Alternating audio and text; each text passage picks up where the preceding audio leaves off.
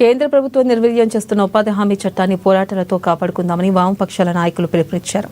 మంగళవారం CPM, CPI, CPIML mass line పార్టీల ఆధ్వర్యంలో ఆదిలాబాద్ పట్టణంలోని బస్టాండ్ వద్ద కొత్త పథకం బిల్లు ప్రతులను దగ్ధం చేశారు. సిపిఎం జిల్లా కార్యదర్శి దర్శనాల మల్లేష్, సిపిఐ జిల్లా సహాయ కార్యదర్శి సీదా దేవేందర్, సిపిఐఎంఎల్ మాస్ లైన్ జిల్లా నాయకులు జగన్ సింగ్ల ఆధ్వర్యంలో నిరసన వ్యక్తం చేశారు.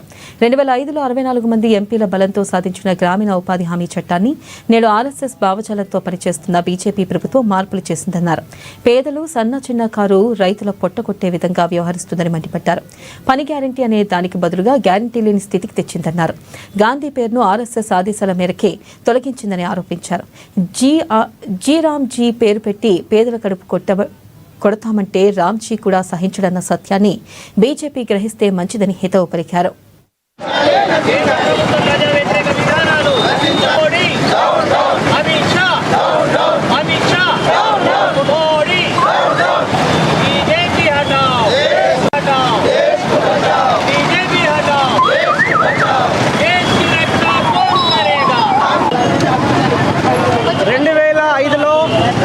వామపక్ష పార్టీల ఎంపీలు 64 మంది పార్లమెంట్లో ఉన్నప్పుడు యూపీఏ మొదటి ప్రభుత్వం ఉపాధి హామీ చట్టాన్ని చేసింది.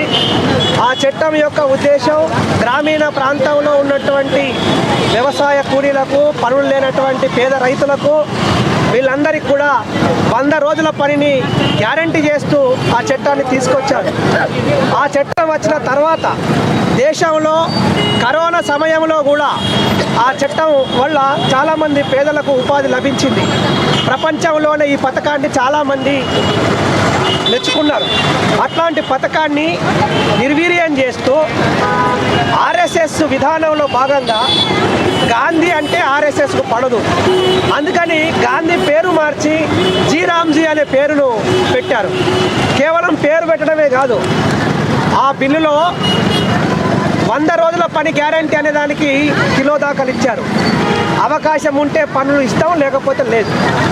సీజనల్లో పనులు అసలే కేటాయించాం అని చెప్పారు. అట్లనే గత ఉపాధి హామీ చట్టంలో 90% నిధులు కేంద్ర ప్రభుత్వం ఇచ్చేది, 10% నిధులు రాష్ట్ర ప్రభుత్వం కలిపేది.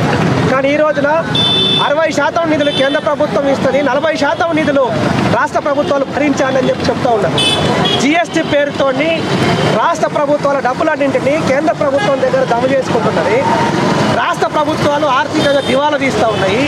ఈ సమయంలో ఉపాధి హామీ పథకానికి రాష్ట్ర ప్రభుత్వాలు డబ్బులు కేటాయించడం అనేది కల్లా. అందుకని ఈ పథకం నిర్వీర్యం కావడానికి అవకాశాలు ఎక్కువ ఉన్నాయి.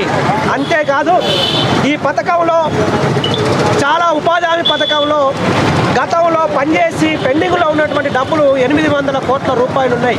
ఇప్పటి వరకు ప్రభుత్వం చెల్లించడం లేదు.